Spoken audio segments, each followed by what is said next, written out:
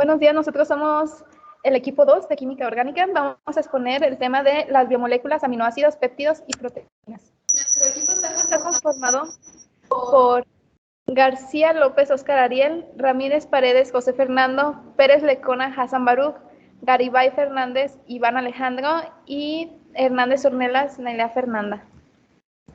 Las proteínas son moléculas grandes y complejas que desempeñan muchas funciones críticas en el cuerpo.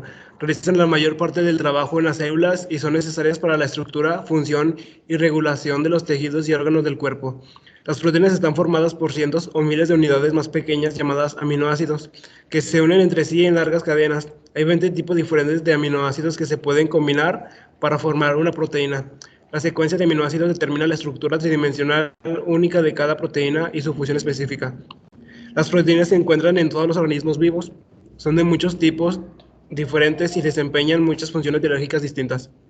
Aminoácidos y la ecuación de Henderson-Hasselbalch.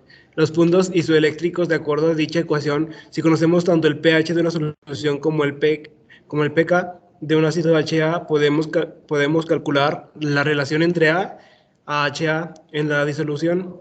Además, cuando el pH es igual al pK, las dos formas A y HA están presentes en cantidades iguales debido a que el logaritmo de uno es igual a 0. Para aplicar la ecuación en un aminoácido encontraremos que especies están presentes en una disolución a un molar de alanina a pH igual a 9, sabiendo que su pK es igual a 2.32 y la alanina, como un ion dipolar neutro, tiene un pK igual a 9.69. Dado el pH de la solución está más cerca del pK2 que del pK, para el cálculo necesitamos utilizar pK2 a partir de la ecuación de Henderson-Hasselbalch. Tenemos que el logaritmo de A menos entre HA es igual a pH menos pK. Y esto es igual a 9 menos 9.69. Así, igual a 0.69. Así, A entre HA es igual al antilogaritmo de menos 6.690 y esto da igual a 0.20 y A es igual a 0.20 HA. La síntesis de aminoácidos. Los aminoácidos pueden llegar a sintetizarse en el laboratorio utilizando algunas de las reacciones estudiadas anteriormente. Uno de los métodos más antiguos de síntesis de alfa-aminoácidos comienza con la bromación en un alfa de un ácido carboxílico cuando se trata del bromo 2 y PBr3. La sustitución SN2 del alfa-bromoácido con amoníaco produce alfa-aminoácido. La síntesis del amidomalonato. Un método más general para preparar alfa-aminoácidos es la síntesis del amidomalonato a una extensión directa en la síntesis del éster malónico. La reacción comienza con la conversión del acetamidomalonato de dietilo en un ion enolato cuando se trata con una base, seguida por la alquilación SN2 con un haluro de alquilo primario. La hidrólisis del grupo protector amida y los ésteres ocurren la descarboxilación para producir un alfa-aminoácido. Aminación reducida de alfa-cetoácidos. Un tercer método para la síntesis de alfa-aminoácidos reductiva es un alfa-cetoácido con amoníaco y un agente reductor. Y la síntesis de enantioselectiva. La síntesis de un alfa-aminoácido a partir de un precursor aquiral por cualquiera de los métodos descritos en la sección anterior produce una mezcla racémica con cantidades iguales de enantiómeros S y R para utilizar un aminoácido en la síntesis en el laboratorio de una proteína de origen natural. Debe obtenerse el enantiómero S puro. Los péptidos y proteínas son polímeros de aminoácidos en los que los aminoácidos individuales llamados residuos están unidos por enlaces amida o enlaces peptídicos, un grupo amino de un residuo formal, un enlace amida con el carboxilo y un tercero y así sucesivamente. El análisis de los aminoácidos peptidos es para determinar la estructura de una proteína o de un peptido. Necesitamos responder 3 preguntas. ¿Qué aminoácidos están presentes? ¿Cuántos de cada uno están presentes? ¿Y en qué secuencia se encuentran los aminoácidos de la cadena peptídica? Un analizador de aminoácidos es un instrumento automatizado que se basa en las técnicas analíticas desarrolladas en la década de 1950 por William Stein y Stanford Moore. En la preparación para el análisis, el peptido se rompe en sus aminoácidos constituyentes, reduciendo todos los enlaces disulfuro, restringiendo los grupos SH constituyentes de los residuos de cisteína. Por reacción SN2 con ácido yodoacético e hidrolizado los enlaces amida calentándolo con ácido clorhídrico 6M acuoso o 110 grados centígrados por 24 horas. Se analiza la mezcla resultante de aminoácidos por cromatografía de líquido de alta resolución HPLC como describió en el enfocado A del capítulo 12 o por una técnica relacionada llamada cromatografía de intercambio iónico. La secuenciación de peptidos o degradación de Edman es la idea general de la secuencia de peptidos por la degradación de Edman, es romper un aminoácido a la vez desde un extremo de la cadena peptídica. El aminoácido termina, se separa e identifica y se repite las reacciones de ruptura en el peptido de manera cortada hasta que se conoce por completo la secuencia del peptido. Estructuras cíclicas de monosacáridos. La glucosa. En la molécula se encuentran presentes tres grupos funcionales. Uno de los principales es los hidróxidos y los más relevantes es el grupo carbonilo y aldehído. Al existir la presencia de ambos grupos en una misma molécula se pueden generar grupos cíclicos, en esta ocasión una glucopiranosa, y tal como se menciona, está formada por 6 miembros. La fructosa. Esta molécula, al igual que la anterior, está formada por 6 carbonos, 2 hidrógenos y 6 oxígenos, y por los mismos grupos funcionales. Pero si analizamos un poco más, podemos percatarnos que en esta ocasión el grupo carbonilo se encuentra en el carbono 2, y ese carbono está unido al carbono 1 y 3, por ende nos da como resultado una acetona. Entonces podemos deducir que la fructosa es una acetona mientras que la glucosa es un aldehído. Sin embargo, a pesar de tener la misma forma, nos da como resultado una molécula de 5 miembros. ¿Y esto por qué sucede? Bueno, como se mencionó con anterioridad, este producto es consecuencia de que el carbonilo se encuentra en el carbono 2. Reacciones de los aminoácidos, formación de esteres y éteres.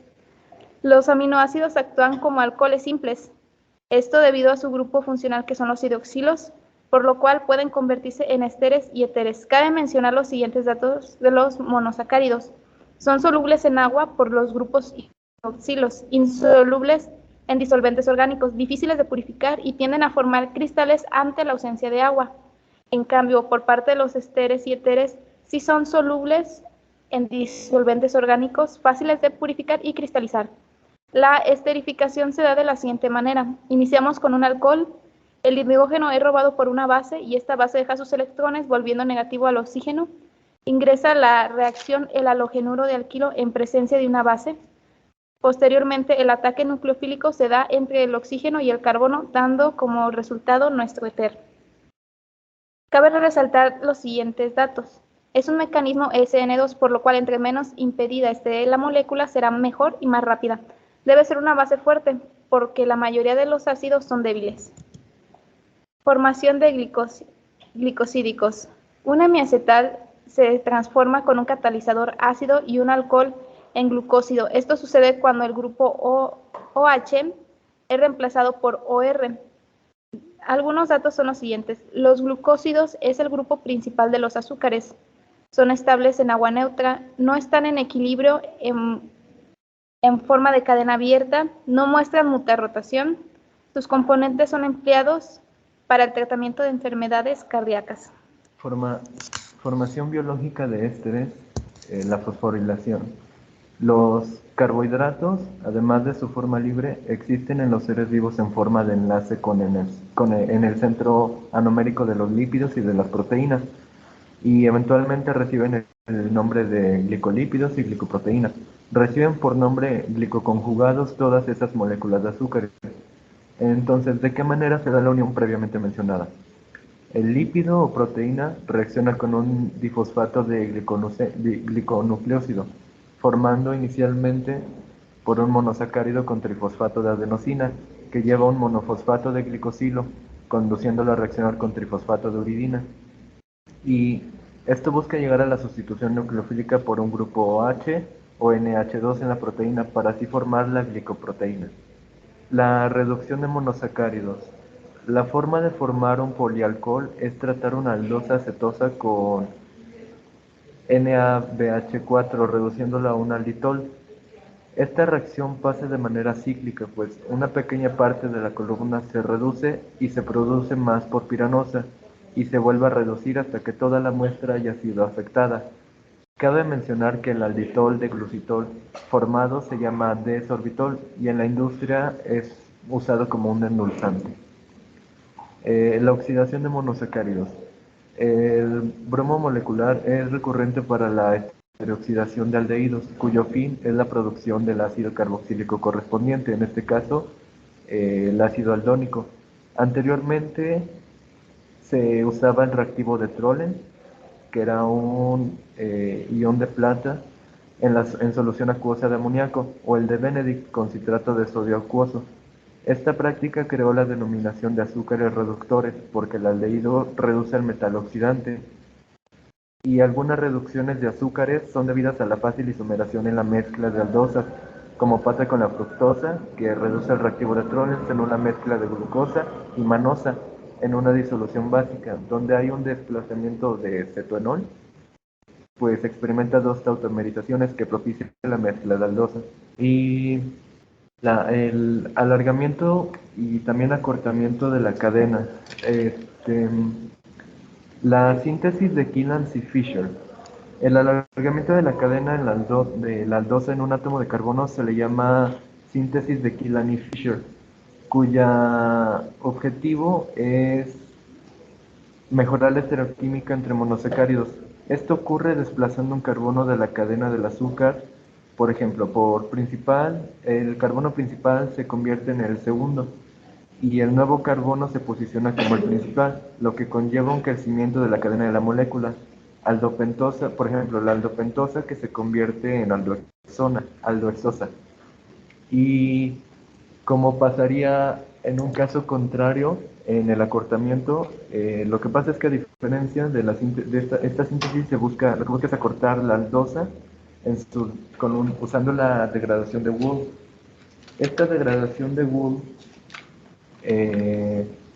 pretende convertir el grupo carbonilo en un nitrilo y después de lo formado pierde moléculas en medio básico, y es lo contrario al anterior, que era una adición. Esto es una eliminación. Y la formación del nitrilo se propicia gracias a la formación de una oxima al usar hidroxilamina y luego deshidratarlo con anhidro acético. Y los 8 monosacáridos imprescindibles. No son prescindibles 8 monosacáridos para nosotros como humanos, pues aportan un buen funcionamiento al cuerpo humano. Dichos monosacáridos son la L-glucosa, la D-galactosa, D-glucosa, D-manosa, N-acetil de glucosamina, la D-etilosa y el ácido N-acetil de neuroamínico. La glucosa es nuestra fuente principal de energía y estos monosacáridos aportan un buen desarrollo celular. Por ejemplo, la fucosa es un azúcar desóxido. La galactosa, la glucosa y la manosa son de osas simples. La silosa es una aldopentosa. El N-acetilglucosamina y el N-acetilglucosamina son derivados de azúcares amino. El ácido N-acetil neuroamínico es el compuesto principal de los ácidos siálicos y todos ellos provienen de la glucosa. Los disacáridos. Estos tienen un enlace acetal glicosídico entre el carbono anomérico de azúcar y un grupo alcohol. El enlace glicosídico puede ser alfa o beta. Y la maltosa y la celobiosa son azúcares reductores porque en el lado derecho tienen un grupo de hemiacetal y presentan una mutarrotación entre los carbonos anoméricos alfa y beta. Pero la diferencia entre la maltosa y la celobiosa es que no son iguales, porque la celobiosa no es digerible para los humanos y tampoco es fermentable, pero la maltosa sí es digerible sin dificultad y sí se puede fermentar fácilmente. Los lípidos son moléculas orgánicas que se encuentran en la naturaleza, que tienen una solubilidad limitada en agua y que pueden aislarse de los organismos por extracción con disolventes orgánicos no polares. ¿Cómo se clasifican? Los lípidos se clasifican en 2 tipos generales: aquellos que son semejantes a las grasas que contienen enlaces éster y pueden hidrolizarse, y aquellos que son semejantes al colesterol, los cuales no tienen enlaces éster y por lo tanto no pueden hidrolizarse. Eso fue todo, muchachos.